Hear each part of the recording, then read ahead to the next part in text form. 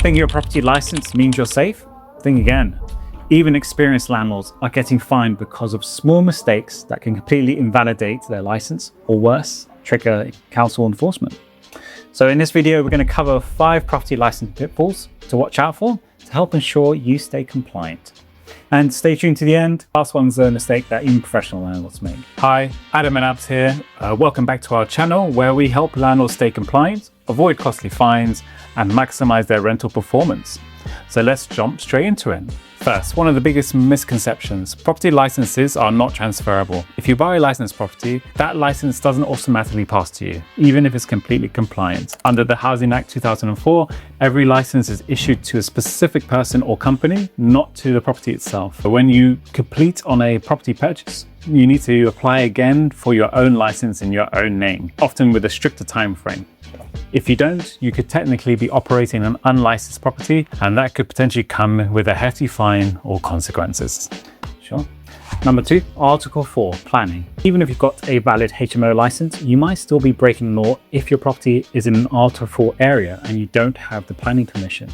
Article 4 directions remove the automatic right to convert or to use a single dwelling home as a HMO, even a small HMO. So before letting sharers, always check your borough or street is affected. Planning and licensing are 2 separate requirements. You need both to stay compliant. Third one is area designation, borough, ward, or street. Licensing designations can apply borough-wide, or specific wards, or even particular streets. So for example, your property could just be a street away, across the road, or even next door to a licensing zone. We had one where it was across the street. On the other side of the road was the licensing. One 3 doors down. And one was 3 doors down. So that's why it's important to check your property is exact location in the council's licensing map.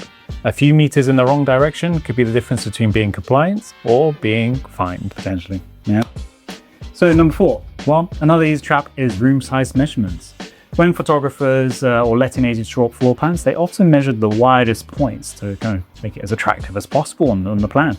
But not all rooms are perfect rectangles. So when the council inspects, they'll measure the actual usable floor space, a bedroom for example. So if a bedroom falls below the minimum size under the required size limits, it may not count as a legal room, or may reduce the amount of occupants you can have in that room as well. Key notes as well, be sure to understand what classes as a usable space with sloped ceilings. Very important. Yeah, as well. So we had one landlord, a room with a sloped ceiling, and it went from going compliant to uncompliant because of the slope shortened meterage of the room by 1 meter. So he couldn't use it. So now it's a fancy office space. Cool. So 5th one being 4 fire risk assessments. A surprising number of landlords submit a fire risk assessment carried out by individuals with no proper qualifications or outdated legal references. This often leads to incorrect alarm grades, missing fire doors, or the wrong emergency lighting specifications as examples.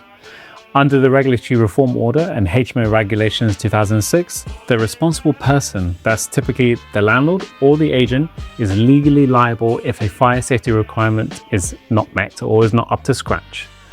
Always use a professional fire safety assessor familiar with residential and HMO standards, whichever applies in your case. Yeah. So to recap everyone, so 5 licensing pitfalls to avoid up. Licenses aren't transferable, so make sure to reapply in your own name. Article 4 removes your automatic right to rent for sharers, so check planning to make sure Article 4 is in your area so you're using it correctly. Number 3, designation areas can change street by street or area by area, so always make sure you get that correct so you're on your map. Also, number 4, the actual room measurements, not floor plan estimates. So look to see what is the actual room size that you're going for the license for. And number 5, your fire risk assessment is conducted properly by a qualified assessor. Get any of these wrongs and you could face £1,000 worth of fines, loss of license, and just aggravation and time lost dealing with it. If you'd like to learn more about how to stay compliant and avoid hefty fines, click on the link in the description below to join our next free landlord webinar and live Q&A, where we'll be showing all landlords how to stay compliant, avoid common licensing mistakes, and much more. If you found this useful, please like or subscribe to help you stay informed and protected, and we'll see you in the next video.